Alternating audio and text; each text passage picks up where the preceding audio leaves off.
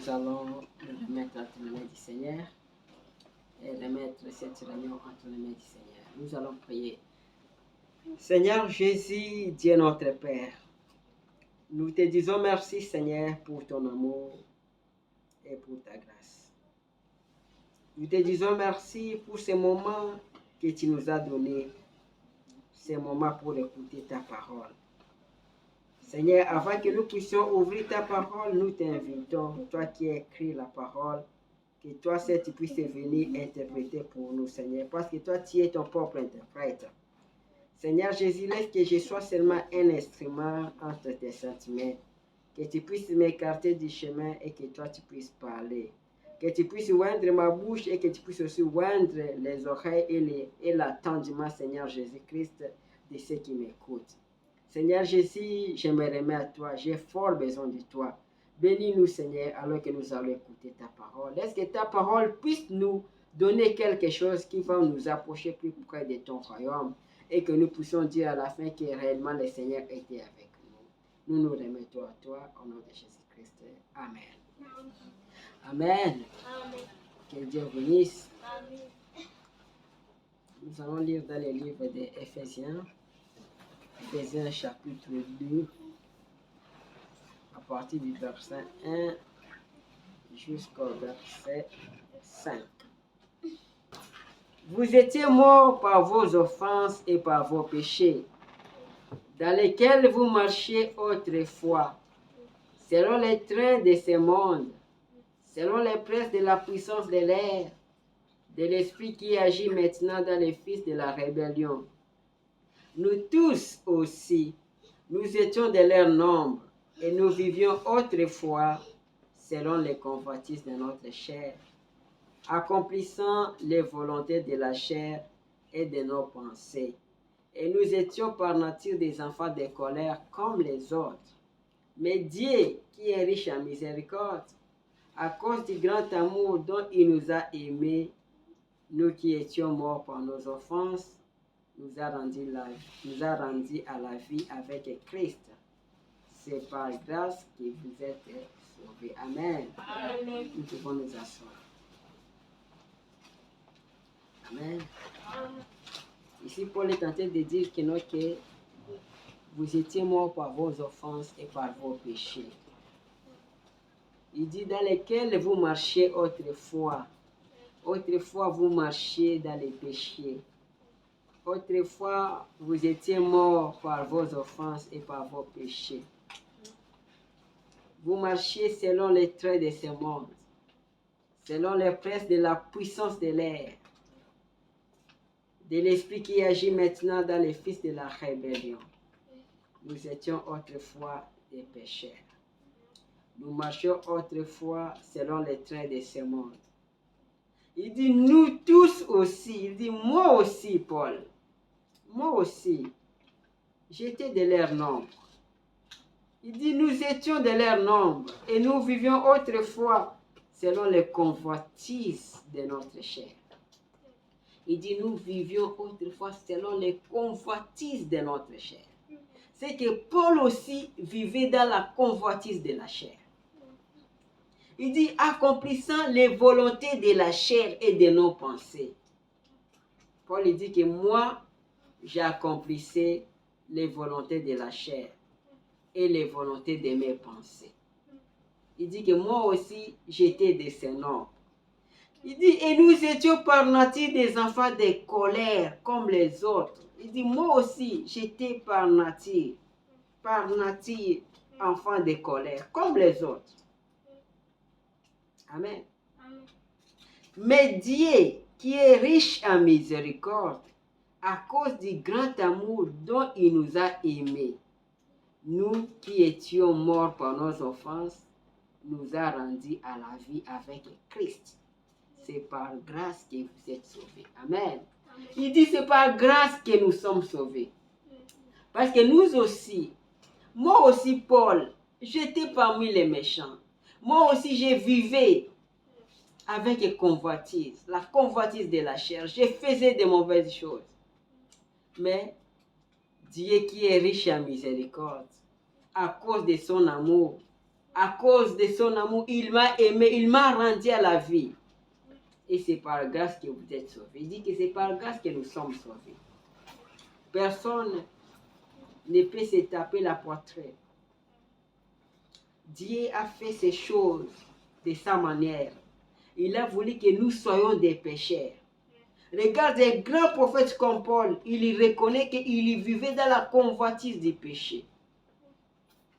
Mais Dieu l'a tiré. De là, Dieu l'a tiré. Du péché, Dieu l'a tiré. Et nous sommes tous tirés du péché. Et c'est par la grâce de Dieu que nous sommes sauvés, parce que notre nature est mauvaise. Amen. Amen. Alors, aujourd'hui, nous allons essayer de parler de Dieu qui est riche en miséricorde. De Dieu qui est riche en miséricorde. Comme Paul vient de dire ici, le Dieu qui est riche en miséricorde, il nous a tirés du péché. L'autre dimanche, nous avons dit que nous devons mettre nos vies en ordre. Parce que Dieu est toujours miséricordieux. Quand le lépreux l'a dit, Seigneur, si tu veux, tu peux m'épirer. Si tu veux, tu peux m'épirer de ma lèpre. Le Seigneur n'avait pas dit que je refuse, il avait dit que je le veux. Et le Seigneur l'avait épiré de sa lèpre. Quand le voleur à la croix lui avait dit, Seigneur, souviens-toi de moi quand tu reviendras dans ta gloire. Il a dit, aujourd'hui, je serai avec toi dans le paradis. Il dit aujourd'hui, je serai avec toi dans le paradis. Parce que le Seigneur, lui, il est toujours miséricordieux. Amen. Malgré les péchés, malgré tout ce que Samson avait fait. Mais quand Samson avait invoqué le Seigneur l'avait écouté. C'est ce que Dieu fait. Il fait toujours. Alors nous sommes ses enfants. Nous avons la vie éternelle. Nous avons cette vie de Dieu avant que nous naissions. Dieu nous avait déjà choisis. Dieu nous avait déjà aimés. Amen. Amen. Alors, nous allons lire la prédication de Frère Branham, le Dieu qui est riche en miséricorde. Nous lisons au paragraphe 36. Et puis, Frère Branham dit, il dit, l'apôtre Paul dit, il vous a rendu à la vie, vous qui étiez autrefois morts. Il vous a rendu à la vie. Vous qui étiez autrefois morts par votre péché et par vos offenses, marchant selon les traits de ce monde, les désirs de la chair et accomplissant les désirs de nos pensées.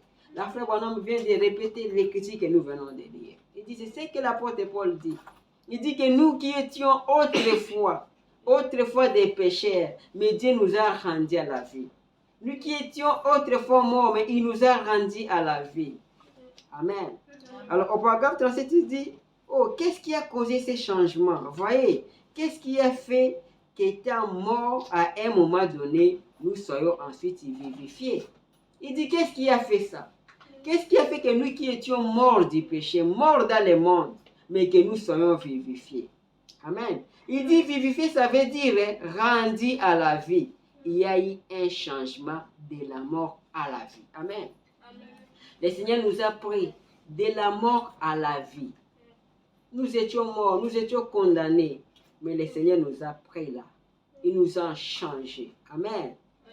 Il n'y a rien qui puisse arriver à une personne qui soit aussi glorieux que le fait de passer de la mort à la vie. Il dit, le fait de passer de la mort à la vie, c'est très glorieux pour une personne.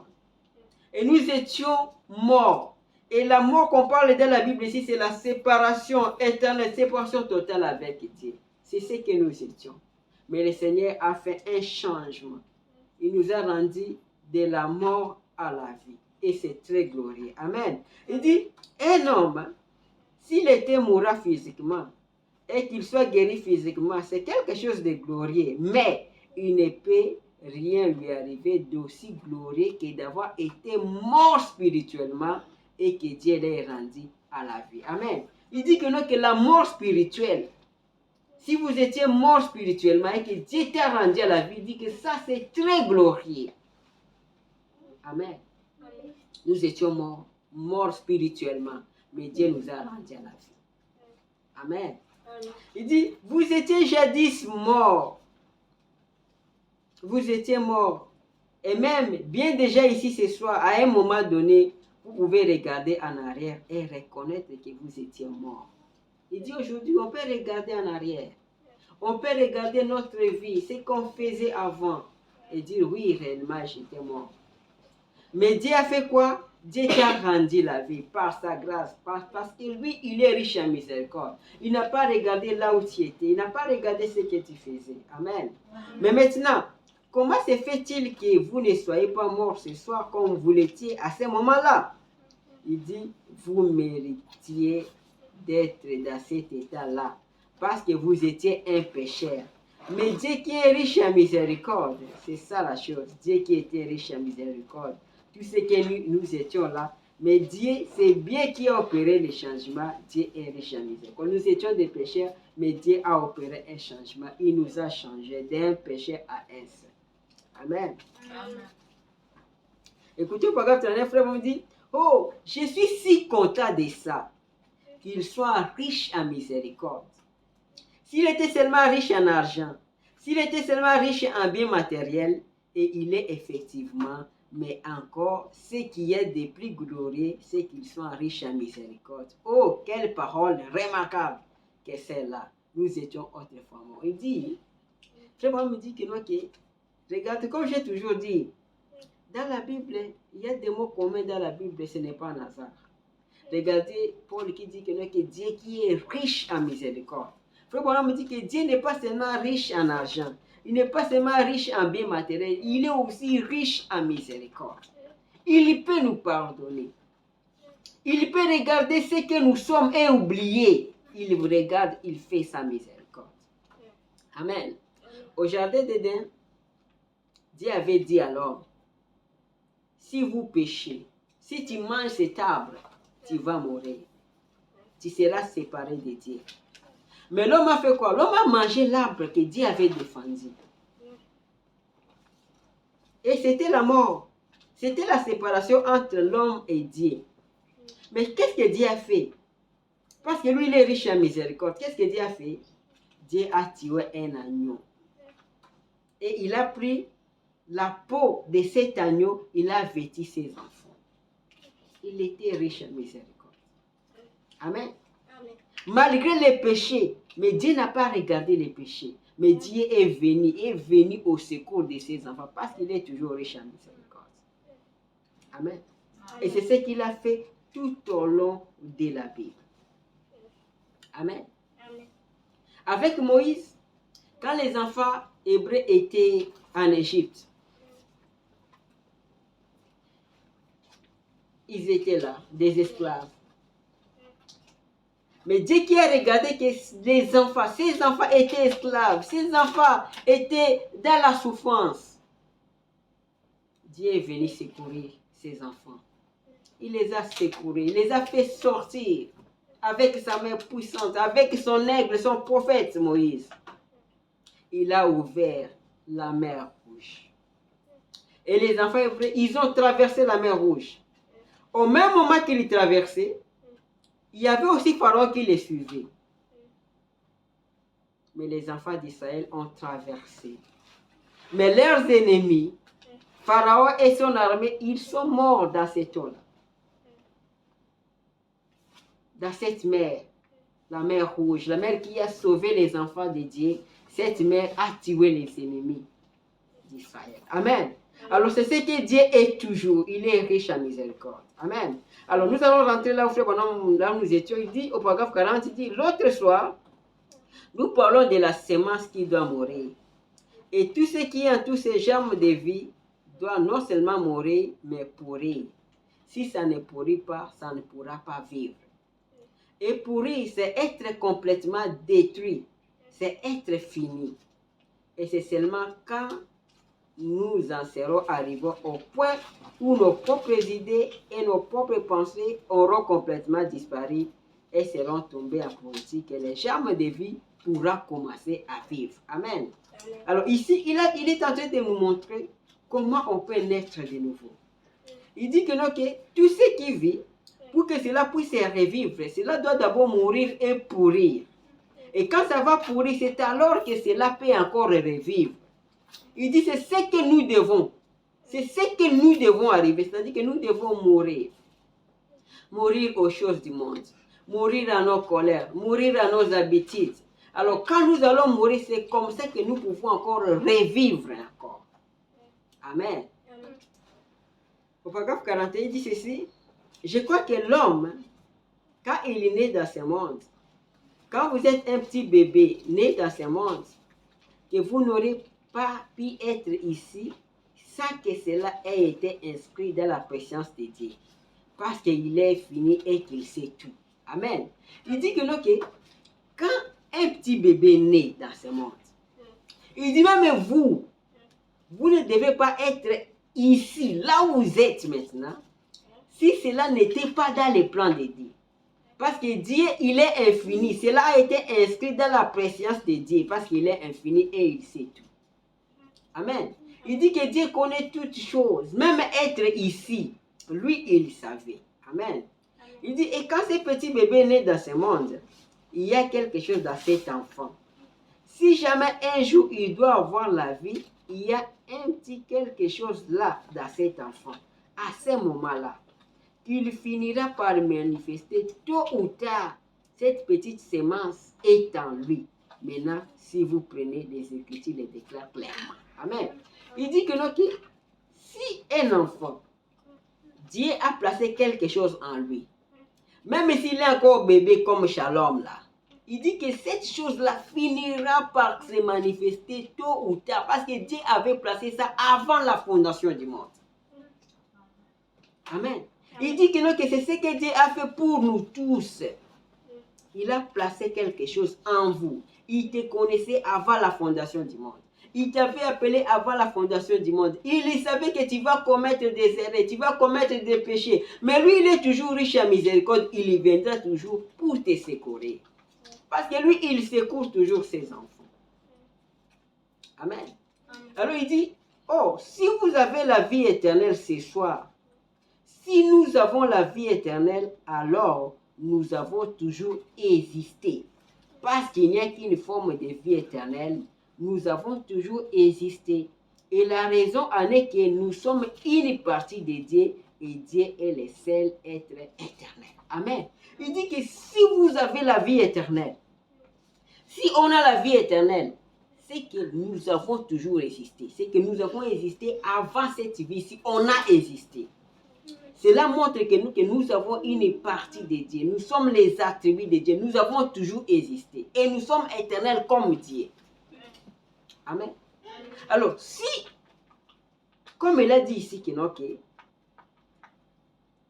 tu ne peux jamais être ici sans que cela soit dans le plan de Dieu. Et ensuite, il a dit que si tu as la vie éternelle, cette vie-là, ça n'a pas commencé aujourd'hui. Ça montre que ça a commencé il y a très longtemps. Tu avais cette vie-là. Et tu as toujours existé. Amen. Il dit que tu as toujours existé. Amen. Au côté au paragraphe 44, il dit, oh, nous sommes une partie de Dieu. Vous avez toujours existé. Vous ne vous en souvenez pas parce que vous étiez seulement un attribut entier. Vous étiez seulement dans sa pensée. Votre nom même, si jamais il est dans les livres de vie, il a été inscrit avant la fondation du monde. Il savait qui vous existiez. Il savait qui vous existiez. Il dit que vous avez été dans la pensée de Dieu. Vous avez existé avant ça. Même votre nom, il était dans les livres de vie. Et Dieu savait que vous serez aujourd'hui là où vous êtes. Amen. Amen. Maintenant, écoutez ce que me dit au paragraphe 45. Il dit ceci. Je dis ceci, non pas pour vous embrouiller dans votre doctrine. Il dit ce que je suis en train de vous dire, que vous avez toujours existé. Ce n'est pas pour vous embrouiller dans votre doctrine, mais simplement pour redresser la chose, pour que nous puissions nous débarrasser de cette crainte et de cette peur. Amen. Il dit que si je vous dis ces choses, que vous avez toujours existé, et même là où vous êtes là, c'était dans le plan de Dieu, c'était dans la présence de Dieu, Dieu savait cela. Il dit que si je vous dis ça, ce n'est pas pour vous embrouiller, mais je vous dis ça pour que vous puissiez vous débarrasser de la crainte et de la peur. Amen. Quelle crainte, quelle peur? Ce sont des situations que nous avons. des situations que nous traversons. Nous pensons que peut-être c'est un hasard. Nous pensons que peut-être c'est une erreur de se retrouver ici, de se retrouver dans ce pays. Mais il dit que, non, que Dieu savait que vous serez là. Et vous avez existé. Avant la fondation du monde, vous avez existé. Et Dieu a préparé, il savait que vous serez ici. Alors il dit que, non, que si je vous dis ça, ce n'est pas pour vous embrouiller. Mais je vous dis ça pour vous débarrasser de cette crainte et de cette peur. Amen. Il dit, vous ne savez pas qui vous êtes. Amen. Amen. Il dit, vous ne savez pas qui vous êtes. Vous n'allez pas devenir, mais vous êtes maintenant les fils et les filles de Dieu. Amen. Il dit, vous ne savez pas qui vous êtes. Vous ne savez pas quels sont vos privilèges. Vous ne devenez pas fils de Dieu. Vous ne devenez pas fille de Dieu, mais vous êtes maintenant fils et filles de Dieu. Et vous avez été dès avant la fondation du monde. Amen. Il dit, voyez-vous, vous avez toujours été les fils de Dieu. Vous avez toujours été la fille de Dieu. Voyez. Il dit, vous êtes toujours la fille de Dieu. Vous avez toujours été les fils de Dieu. Vous avez existé. Et il dit, vous avez vu. Vous avez même vu qu'être dans ce pays. Assis là où vous êtes assis. Dieu vous avez vu. Il dit, pourquoi vous aurez peur? Pourquoi la situation va vous embrouiller, va vous bouger la tête? Amen. En effet, quand Dieu vous avait, dans son passé au commencement, vous avez dit être une partie de vous, a dit être la vie qui est en vous maintenant, devait être avec Dieu avant là-bas. Eh bien, avant même de devenir un être physique ici sur terre, avant qu'il y ait quoi que ce soit, sauf Dieu, vous étiez un de ses attributs. Il savait quel serait votre nom. Amen. Avant la fondation du monde, Dieu savait quel serait votre nom. Amen. Il connaissait la couleur de vos cheveux. Amen. Il savait tout à votre sujet. Amen. Dieu savait tout à votre sujet. Cela devait nous réjouir. Il dit que Dieu savait tout à votre sujet. La seule chose qui s'est passée, c'est que vous, étant pécheur, voyez, quand vous êtes né ici sur terre, vous êtes devenu pécheur, vous avez passé par un moment que vous avez oublié, mais lui, il n'a pas oublié. Amen. Amen. Mais lui, il savait quel était votre nom, quel serait votre nom. Il connaissait la couleur de vos cheveux. Il savait tout à votre sujet. Amen. Amen. Cela devait nous réjouir.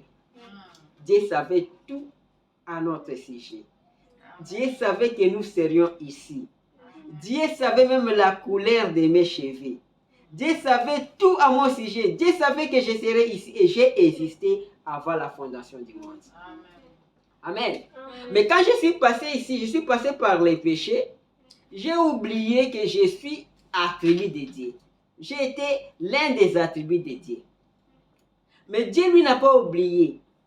C'est pourquoi, malgré mes péchés, malgré ma colère, malgré que j'agissais selon les désirs de la chair, Dieu se souvient toujours de moi. Il se souvient toujours par sa miséricorde, par sa riche miséricorde. Amen. Alors, ceci devait nous réjouir. Savoir que Dieu connaît tout à mon sujet. Amen. Dieu connaît tout à mon sujet. Dieu ne peut pas me délaisser, ne peut pas m'abandonner parce que avant la fondation du monde, il avait déjà planifié, il savait que tu seras ici dans ce pays, tu seras dans telles conditions. Il avait déjà préparé des solutions en tout. Il y a déjà des solutions à chaque problème que tu as. Amen. Alors, nous allons continuer. Il dit, beaucoup d'entre vous pourront s'accorder avec moi sur cette pensée. Quand vous étiez un petit garçon ou une petite fille, vous vous promeniez et il arrivait certaines choses, ça ne trouvait pas les autres enfants, mais c'est comme s'il y avait en vous quelque chose qui appelait. Amen. Amen. Il y avait Dieu quelque part et pourtant vous étiez un pécheur. Vous vous en souvenez? Il dit que parmi vous, quelqu'un peut se souvenir. quand ils étaient encore des petits garçons, des petites filles, ils attendaient, ils sentaient quelque chose qui appelait, ils sentaient qu'il y a quelque chose de Dieu.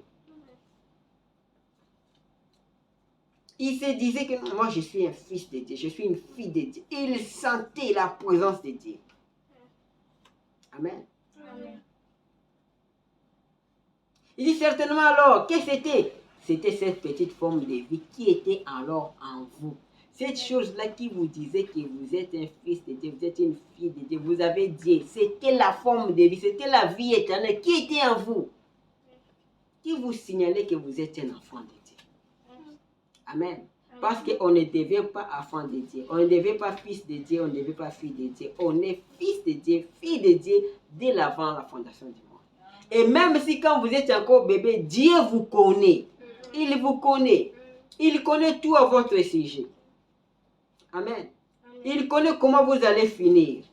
Il connaît par où vous allez passer. Et il a déjà arrangé tout. Amen. Il dit, puis, au bout d'un certain temps, vous avez attendu l'évangile. Peut-être que vous êtes allé à l'église. Vous avez embrassé tantôt ceci, tantôt cela.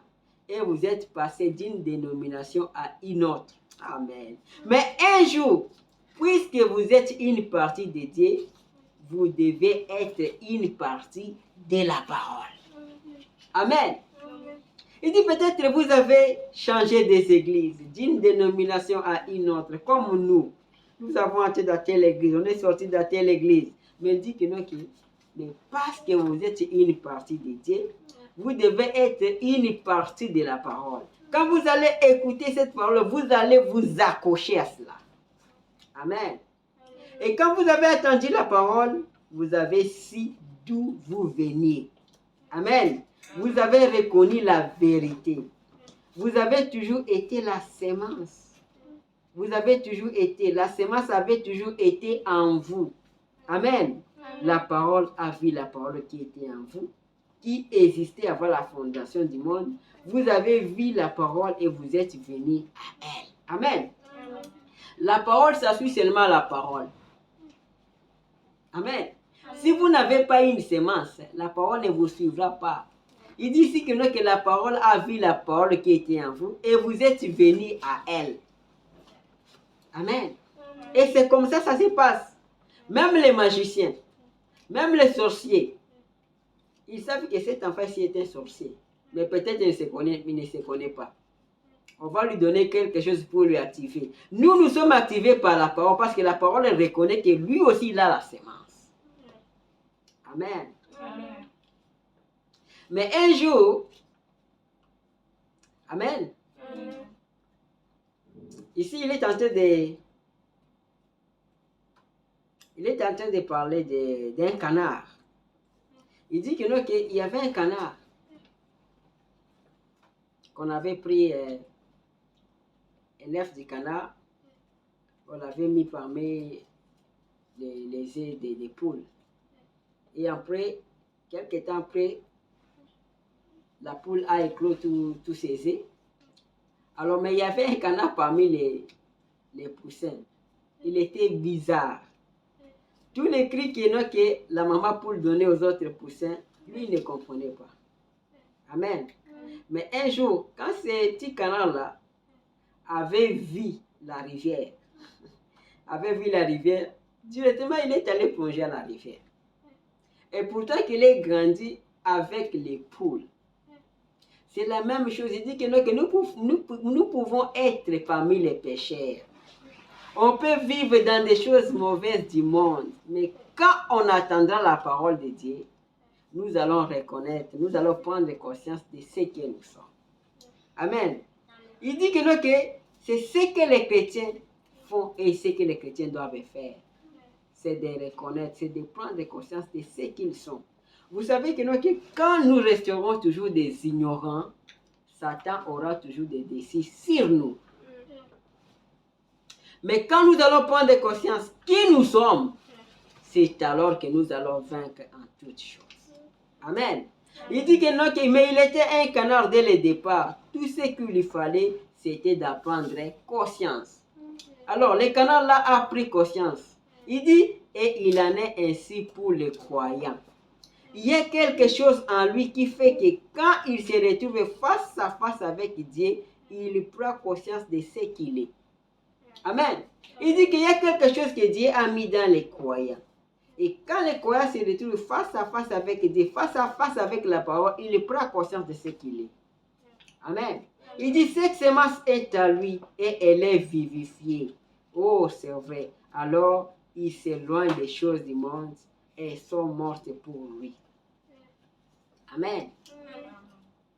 Oh, je me rappelle, nous avons tous vécu autrefois dans ces choses du monde. Amen. Frère Branham dit que nous avons tous vécu autrefois dans ces choses du monde. Mais dès que nous sommes emparés de la vraie chose, quelque chose qui nous a rendu la vie, une petite semence a pris vie. Et alors, toutes les choses du monde ont pourri à l'instant même. Nous n'en avions plus aucun désir. Amen. Il dit que nous avons aussi été dans le monde. Nous avons aussi pris part aux choses du monde. Mais quand nous avons reconnu la parole, quand quelque chose est venu, ces choses-là du monde étaient mortes, une fois pour toutes. Et c'est ce que je veux. C'est ce que je demande à nous. C'est ce que je demande à moi. Pour que les désirs du monde soient tués et oubliés. Amen.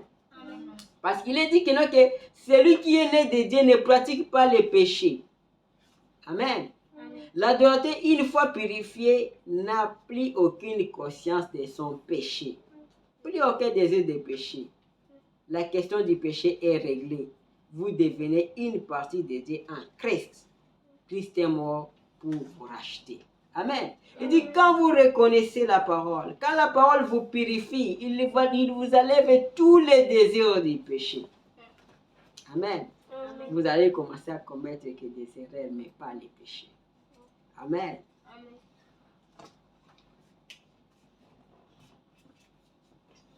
Alors, par exemple, c'est quand ça, écoutez, ces frères dit, eh bien, pensez donc à tout ce que nous aurions été sans Dieu. Amen. Il dit, essayons d'abord de réfléchir. Essayons de penser. Qu'est-ce que nous serions si on n'avait pas Dieu? Amen. Si on n'avait pas Dieu. Si on n'avait pas cette main puissante qui nous soutient. Si on n'avait pas cette grâce de Dieu qui nous accompagne, qui nous fait surmonter les épreuves, qu'est-ce que nous serions? Amen. Il dit, eh bien, pensez donc à tout ce que nous aurions été sans Dieu. Mais Dieu, par sa riche miséricorde, nous a rachetés ce soir. Où aurions-nous été ce soir, n'eût été la riche miséricorde de Dieu sur nous? Amen.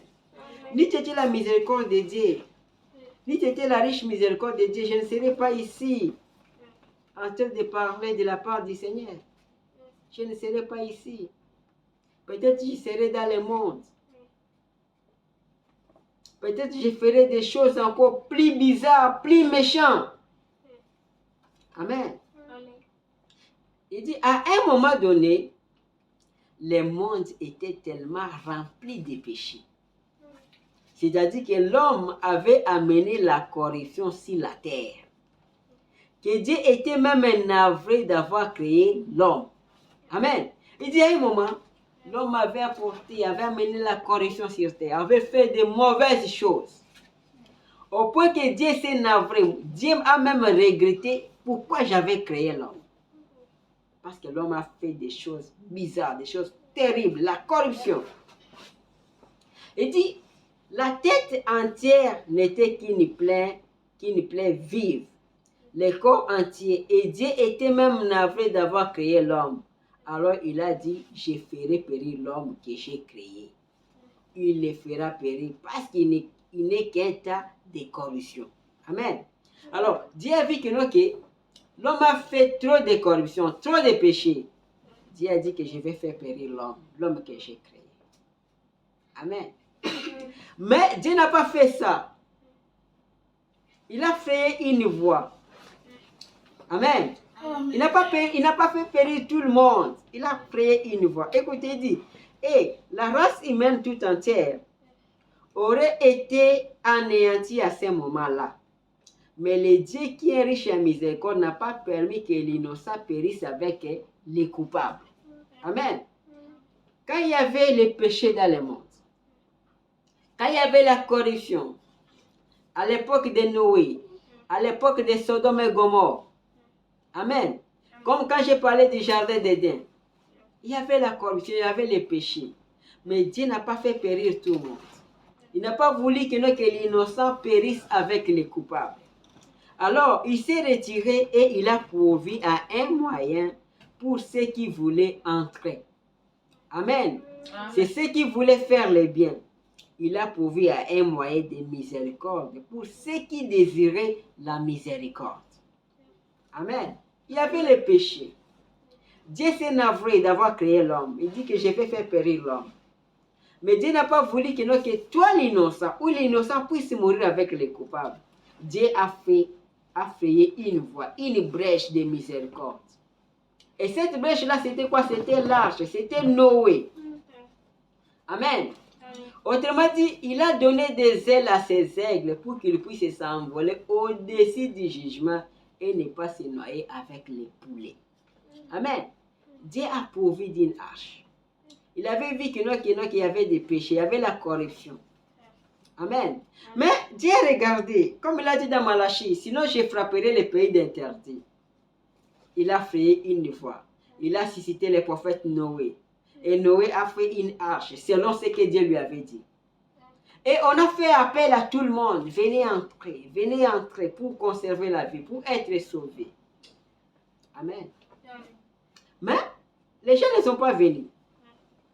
Seulement ceux qui étaient appelés, ceux qui étaient prédestinés étaient entrés, ils ont été sauvés. Amen. Écoutez, il dit, mais il a pourvu à une échappatoire au jour de Noé. Ce qui l'a amené à faire cela, à pourvoir cela, c'est parce qu'il était riche en miséricorde. Amen. Donc Dieu devait tuer tout le monde. Mais lui, il est riche en miséricorde. Qu'est-ce qu'il a fait? Il a fait une hache. Il a appelé tout le monde. Il dit que celui qui veut être sauvé, celui qui veut conserver sa vie, vient entrer. Amen. Mais c'est seulement quelques-uns qui étaient entrés. Amen.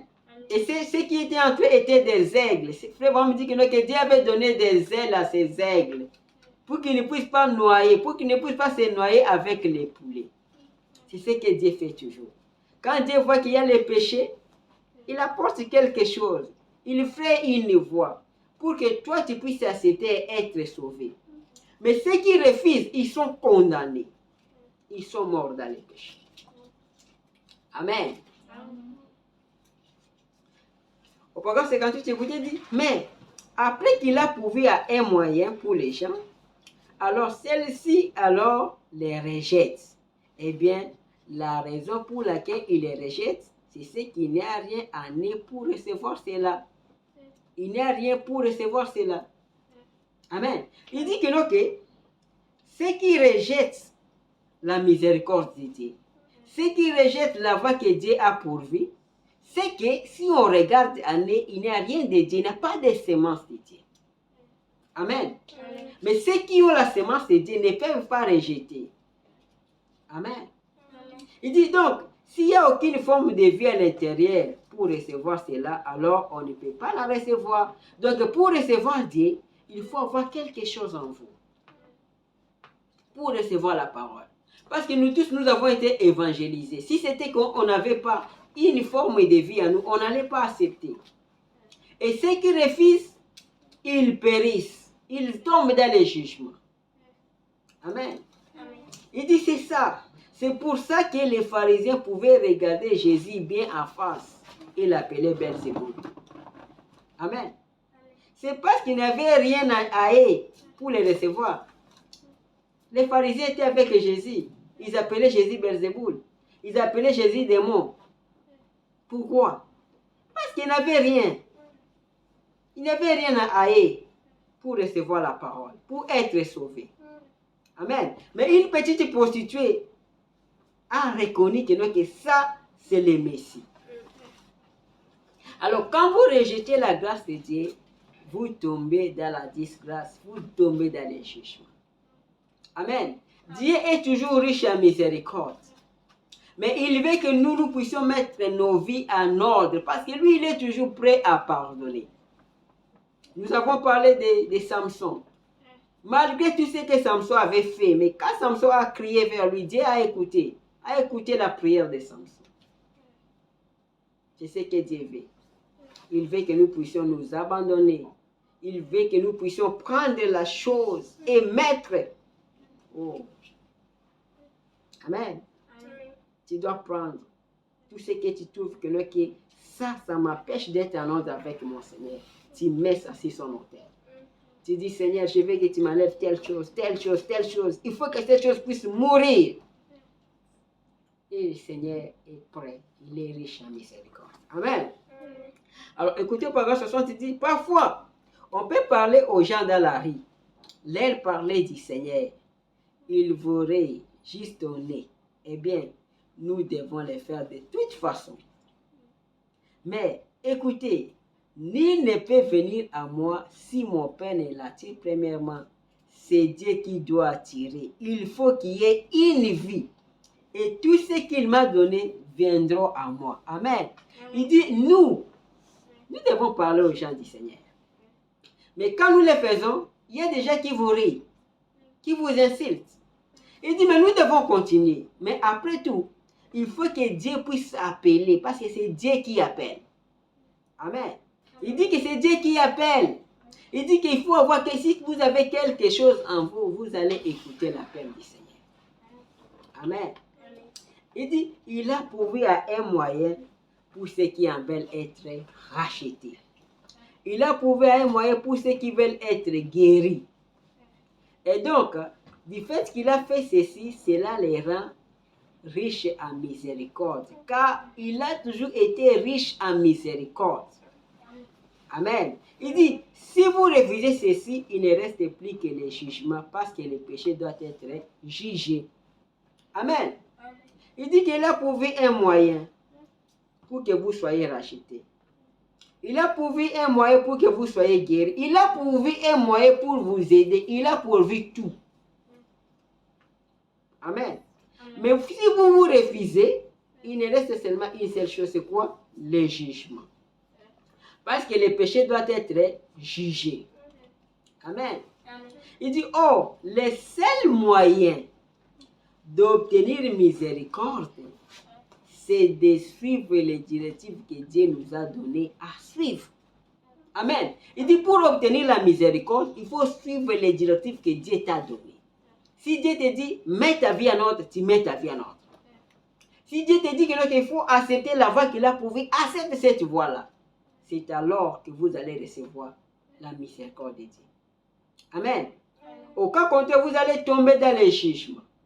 Il dit, c'est le seul moyen pour lui de manifester sa miséricorde, c'est quand nous suivons ce qu'il a demandé de faire. Qu'est-ce que Dieu nous a demandé de faire?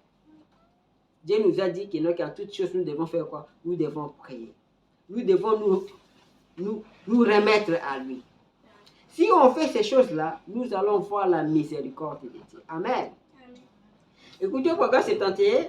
Là, il est en train de parler de Pharaon, parce que j'avais parlé de Moïse ici. Eh bien, Pharaon qui cherchait à les poursuivre s'est noyé dans les eaux. Amen. Il dit, Pharaon qui cherchait à les poursuivre s'est noyé dans les eaux, même qui avait sauvé Moïse et son groupe. Or, Moïse ne s'est pas noyé. En effet, Dieu est riche en miséricorde envers ceux qui suivent la voie à laquelle il a pourvu. Amen. Il dit que non, que regardez Moïse. Moïse ne s'est pas noyé. Mais Pharaon était noyé. Pharaon et son groupe étaient noyés. Mais il dit que Dieu est riche en miséricorde envers ceux qui suivent la voie à laquelle il a pourvu. Amen. Si nous suivons la voie que Dieu a pourvue, Dieu sera toujours riche en miséricorde envers nous. Amen. Amen. Il dit au programme 86, il dit, pour être un aigle de Dieu, vous devez suivre la parole jour après jour. Vous devez continuer à vous nourrir de la parole. Voilà la voie que Dieu a pourvue. Il dit que vous devez suivre la parole jour après jour. Et vous devez continuer à vous nourrir de la parole. Quand vous continuez à vous nourrir de la parole, vous verrez toujours la miséricorde de Dieu. Vous verrez toujours que Dieu vous ouvrir des voies là où vous ne pensez même pas. Amen. C'est ce que nous devons faire. Écoutez, il dit, oh, après tout ça, nous les voyons de nouveau en train de murmurer. Ici, il est en train de parler des enfants d'Israël. Dieu les a fait sortir de l'Égypte. Pharaon et son groupe sont noyés dans la mer. Mais ils ont traversé à sec. Arrivés au désert, ils ont oublié. Ils ont oublié Dieu. Ils ont oublié ce que Dieu a fait pour eux. Ils ont commencé à se murmurer. Écoutez, dit, oh, après tout ça, nous les voyons de nouveau en train de murmurer. La foi affaiblie. Après que Dieu leur avait montré sa miséricorde. C'est ce que nous faisons. Dieu nous fait des biens. Il nous fait de bonnes choses. Après quelques temps, on oublie. On commence à se murmurer. Amen. Nous oublions la miséricorde de Dieu. Il dit, nous les voyons murmurer contre Dieu. Et quand ils ont fait cela, ils sont morts des morsures des serpents. Amen. Quand ils ont commencé à se murmurer, les serpents ont apparu. Parce qu'ils murmuraient contre Dieu, ils murmuraient contre Moïse.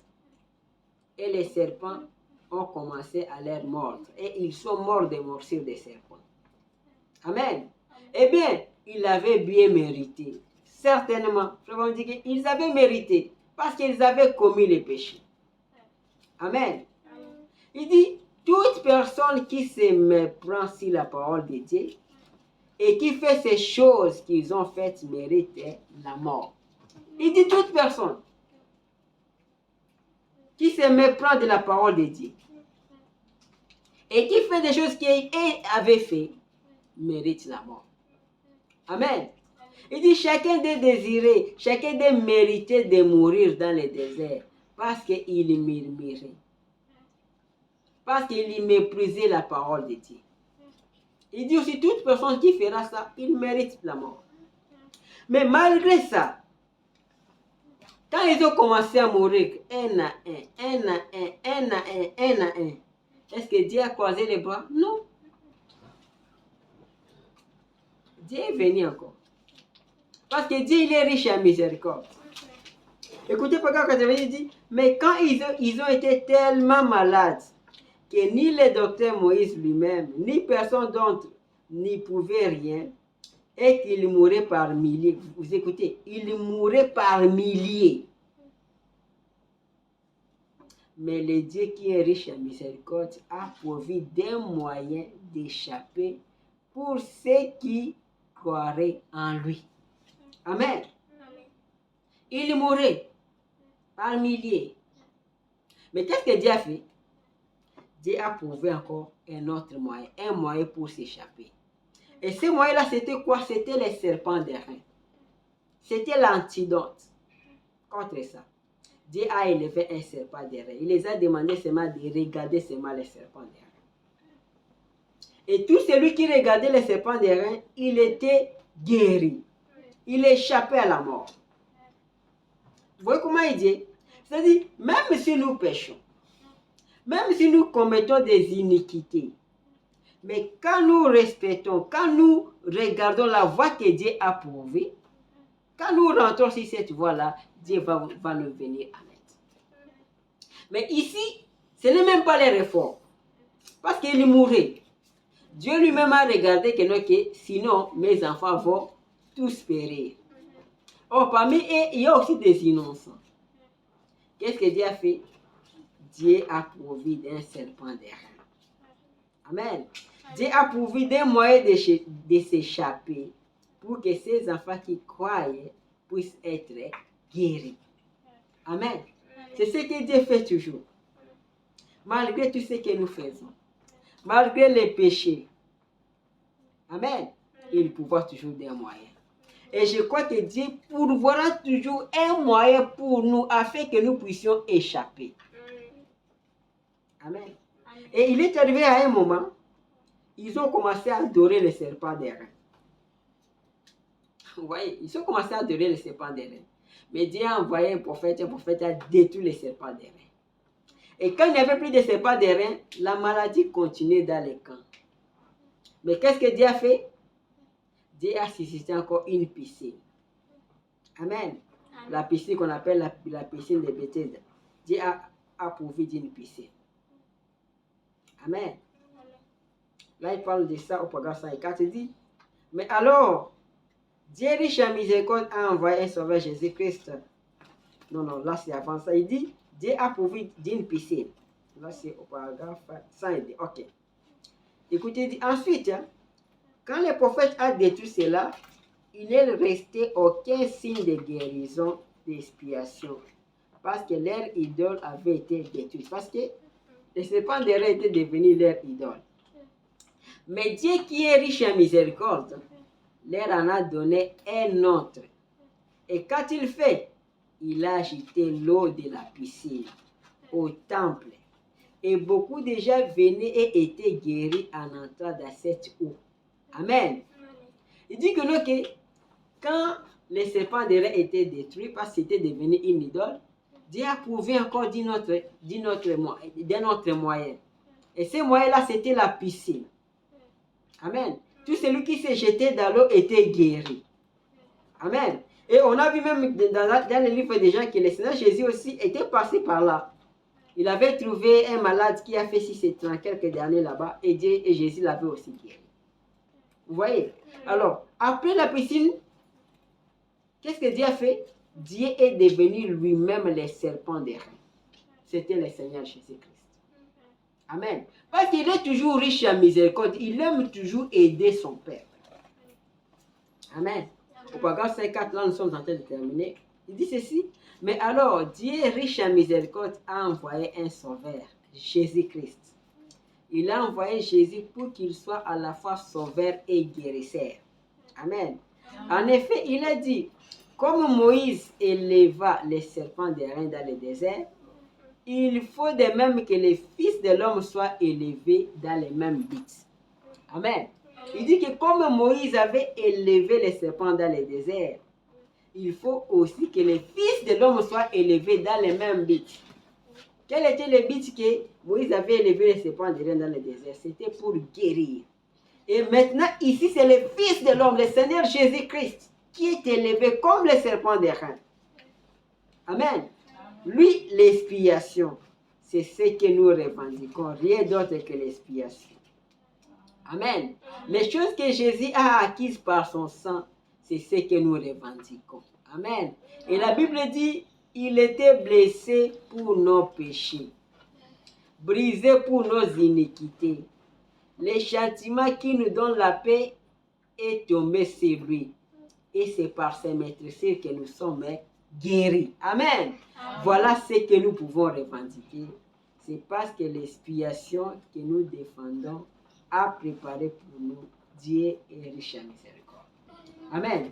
Donc, Dieu pourvoit toujours des moyens pour ses enfants, des moyens pour s'échapper. Amen. Il avait pourvu d'une hache. Il avait pourvu des serpents des reins. Il a toujours secouru ses enfants, la piscine. Et à la fin, lui-même, il est devenu le serpent des reins. Amen. Pour te racheter, pour te sauver, pour te guérir. Parce qu'il est toujours riche en miséricorde. Amen. Il dit ceci, par 5, il dit, cette expiation-ci devait être une expiation éternelle. Le Seigneur Jésus-Christ, c'est ça l'expiation éternelle. Parce qu'il est venu lui-même. Dieu lui-même est venu sous la forme d'une chair de péché pour faire une expiation éternelle. Amen. Il dit, cette expiation-ci devait être une expiation éternelle. Parce qu'il est venu lui-même. Dieu lui-même est venu sous la forme d'une chair de péché pour faire une expiation éternelle. Amen. C'est-à-dire que, parce que Dieu voulait aider ses enfants.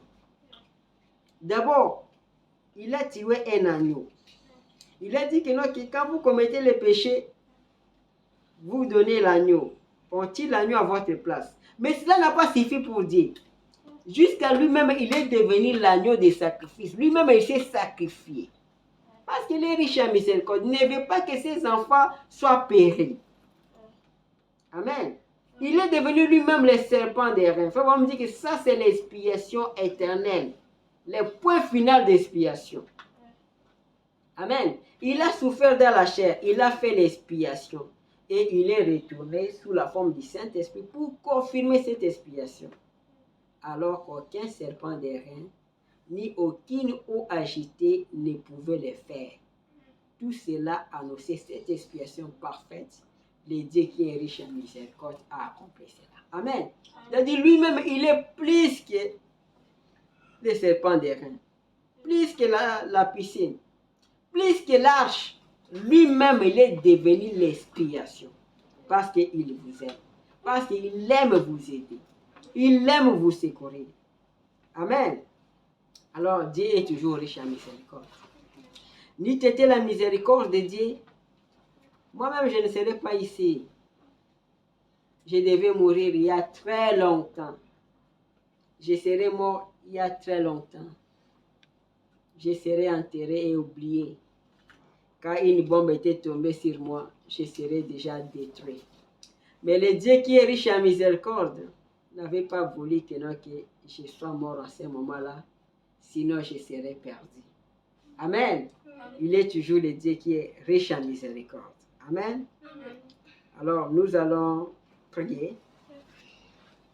Nous allons remercier le Seigneur qui est riche en miséricorde. Parce que lui, il est toujours prêt pour nous aider.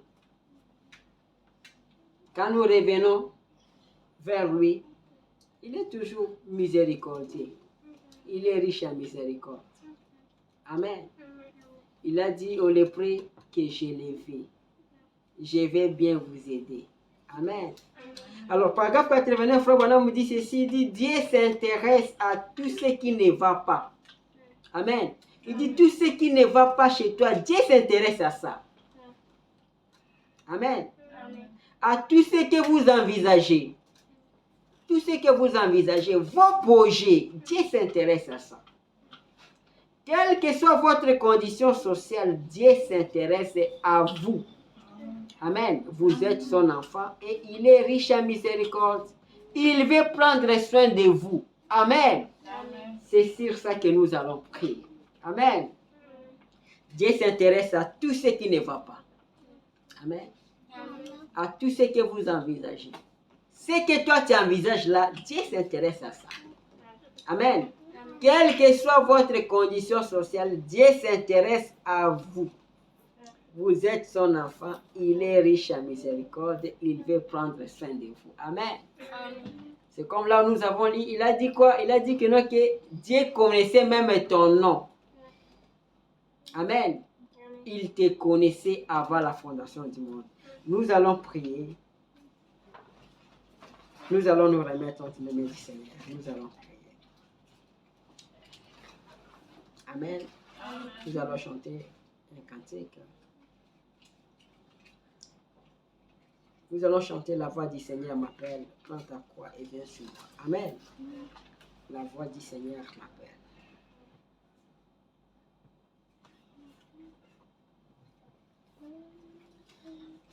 Et puis nous allons prier. La voix du Seigneur m'appelle. Prends ta croix et viens sur moi. Je réponds, Sauveur fidèle, mais voici, je suis en toi jusqu'au bout, jusqu'au bout. Je vais te suivre dans les bons, les mauvais jours, à toi pour mourir et vivre. À toi, Jésus, pour toujours, jusqu'au bout, jusqu'au bout. Je vais te suivre dans les bons, les mauvais jours. À toi pour mourir et vivre. À toi, Jésus, le jour. Que chacun de nous puisse parler au Seigneur. Nous allons prier. Seigneur Jésus, Dieu Tout-Puissant, je te dis merci pour ton amour. Je te dis merci pour ta grâce. Seigneur Jésus-Christ, moi je parlerai comme un homme. Mais Seigneur Jésus, est-ce que toi seul tu puisses traiter avec nos âmes? Que nous puissions écouter cette parole et comprendre combien toi tu nous aimes. Combien toi tu es riche en miséricorde. Peut-être moi, Seigneur Jésus-Christ, je n'ai pas bien parlé, je n'ai pas bien expliqué. Mais toi, le Saint-Esprit, que tu puisses parler. Tu puisses parler à tes enfants. Tu nous as dit que tu nous as connus. Tu nous as connus avant la fondation du monde. Tu l'as connu. Tu as connu, Seigneur Jésus-Christ, nos noms. Tu as connu la couleur de nos cheveux. Tu as connu même que nous serions dans ces pays. Tu nous as connus et tu avais déjà pourvu, Seigneur, des moyens pour nous, pour que nous puissions nous échapper, pour que nous puissions rester. Oh, tu as dit, ton prophète nous dit que Dieu s'intéresse, il s'intéresse à tout ce qui ne va pas. Il s'intéresse à votre situation. Peu importe votre situation sociale, Dieu s'intéresse à vous parce que vous êtes son enfant et il veut vous aider. Seigneur, nous avons besoin de toi. Nous avons besoin de ton aide. Nous avons besoin de ton soutien. Soutiens-nous et aide-nous. Seigneur Jésus, purifie-nous. Quand le lépreux t'a dit, Seigneur Jésus, si tu le veux, purifie-moi. Seigneur, tu as dit, je le veux. Seigneur Jésus, nous avons besoin que tu nous purifies. Que tu nous purifies de nos péchés. Tu nous purifies de nos iniquités. Tu nous purifies de la mort. Seigneur, nous avons besoin de toi. Nous nous remettons au Dieu. Nous nous remettons à toi. Viens nous aider. Viens nous soutenir, Seigneur. Nous avons besoin de toi. Nous nous remettons à toi, Seigneur. Merci pour la parole, Seigneur. La parole que nous avons écoutée est la vie, Seigneur. Laisse que cela, Seigneur Jésus-Christ, puisse prendre, Seigneur Jésus-Christ, le contrôle de nos âmes et cela puisse nous ramener plus proche de toi. Nous nous remettons à toi. Nous nous abandonnons à toi. Au nom de Jésus-Christ. Nous allons lire cette prière de Frère Branham et nous allons clôturer notre prière. Écoutez cette prière de Frère Branham. Au paragraphe 24 de cette prédication, il dit ceci. Ça, c'est la prière. Et je crois que la prière de Frère Branham reste vivante, comme la prière de David que nous lisons dans les psaumes. Écoutons cette prière. Cher Jésus, nous nous approchons maintenant du grand trône de la miséricorde, dans ce nom tout suffisant, car il n'y a aucun autre nom qui ait été donné parmi les hommes, par lesquels nous devions être sauvés, que ce nom du Seigneur Jésus. Et nous venons en son nom.